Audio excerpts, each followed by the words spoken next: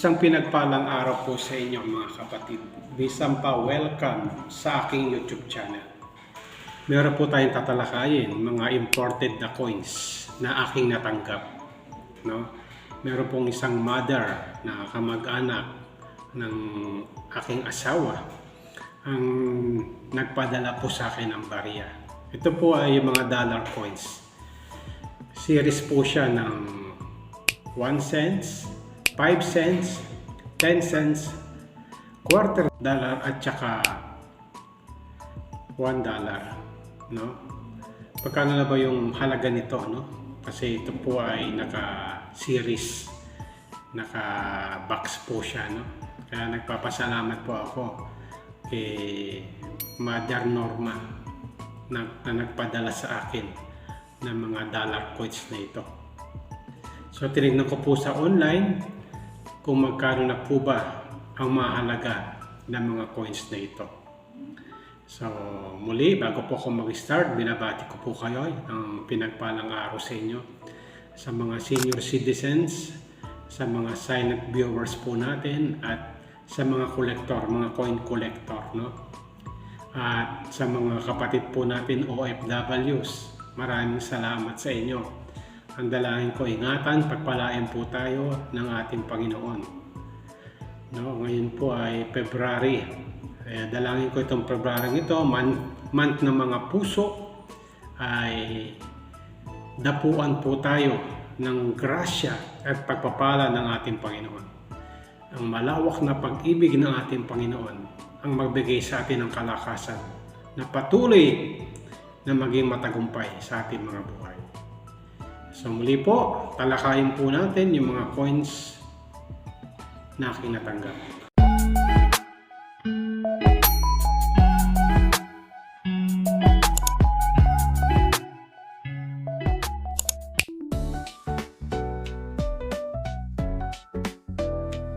Isang magandang araw po sa inyong lahat. Talakayin po natin yung year 2000 series ng dollar coins, no?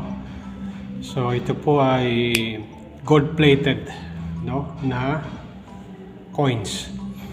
Umpisahan po natin dito sa 1 cent ng dollar coins. Ayan, ito po yung kanyang itsura. Year 2000. Ito po yung kanyang date, no? 2000. Liberty. In God we trust. Ayan. Tingnan po natin yung kanyang likod. Ayan. Baliktarin po natin. Ayan. 1 cent. United States of America. Ayan. Maganda po yung kanyang kondisyon, ano? Ayan. Gold-plated. 1 cent. Ayan. Susunod naman po, itong 5 cents. Ayan. In God, United States of America. In God we trust. Ayan. Ito po yung kanyang likod. Siyempre, kapag siya po ay nakalagay dito sa may lalagyan na ganito, capsule, na poprotektahan po yung kanyang coins, no? Ito po yung 5 cents niya at yung United States of America. In God we trust.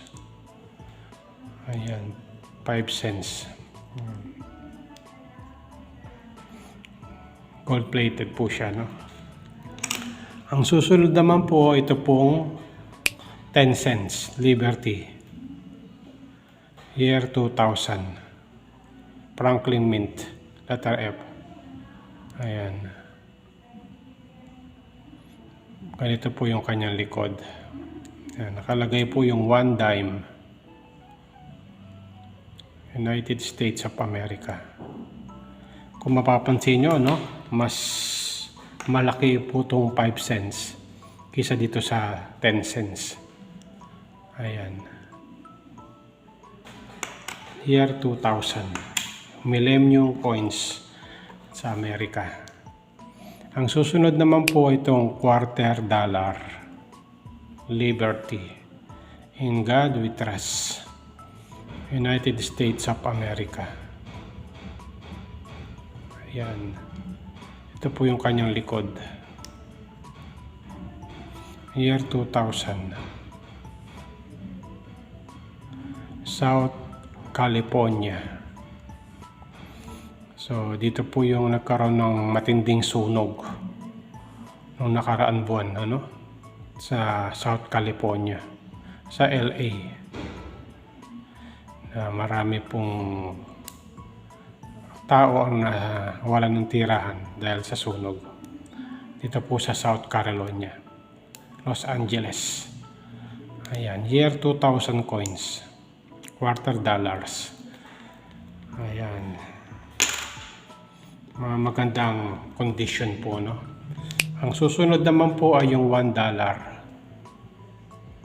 Ayan, Liberty. Franklin Mint din siya, no? On God we trust. Ayan, nanay na mayroon kalong-kalong na sanggol. At ito po yung kanyang likod. Ayan. Meron pong dab. Ayan, $1 coins, United States of America. Gold-plated coins. Kala ko nga napagkamalang kong ginto ito eh. Pero hindi po pala. Gold-plated lang po siya, no?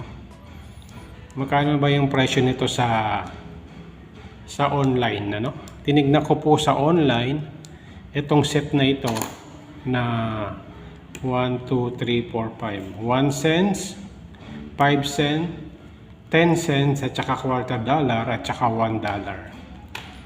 Pagka siya po ay naka blister pack o naka box, ayan, ang price po niya ay nakakalaga ng $15 na, no? Kasi 14.99, $15, no? Kung ilagay po natin sa peso natin ay nasa 750 ang presyo niya, no? Dito po sa online kapag po siya ay naka-box, no? Pagka po ay pagka shipping fee po, kasama po yung shipping, inabot na po siya ng $32 or $33 ang kanyang presyo, no?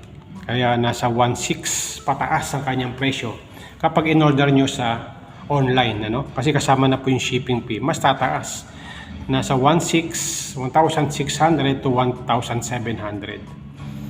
Pero kung bibili nyo po sa tao ito, ayan, nasa 1,000 ang presyo nito. Ganitong set na dollar coins, no? So, ayan po yung kanyang presyo. Magandang collection na aking na-collect sa mga dollar coins, no? Kasi usually dito po sa Pampanga, tinanong ko po kung papalit ba yung ganitong coins. So bibihira na ata nagpapalit, wala na ata nagpapalit ng ganitong coins kapag kakas mo. Kaya kinolekta ko na lang po, itong mga dollar coins na ito na magandang collection, na aking na-share sa inyo.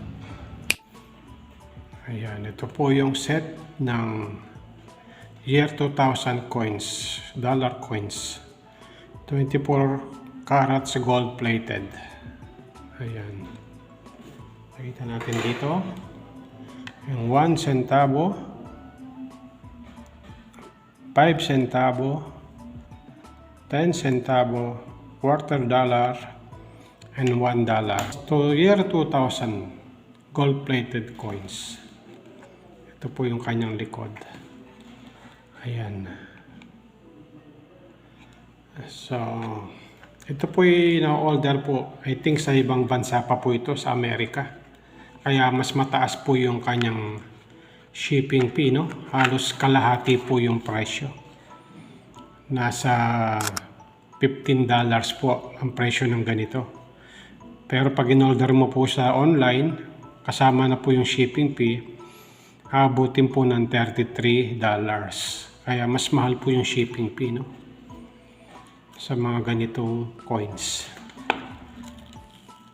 Ayan, nakabox pa po siya, magandang collection na aking nakolek. So maraming salamat po sa inyong pakikinig at pagsubaybay sa aking YouTube channel. Kung meron po tayo natutunan, please like and subscribe sa aking YouTube channel. Ang dalangin ko, ingatan, pagpalain po tayo ng ating Panginoon. Salamat po.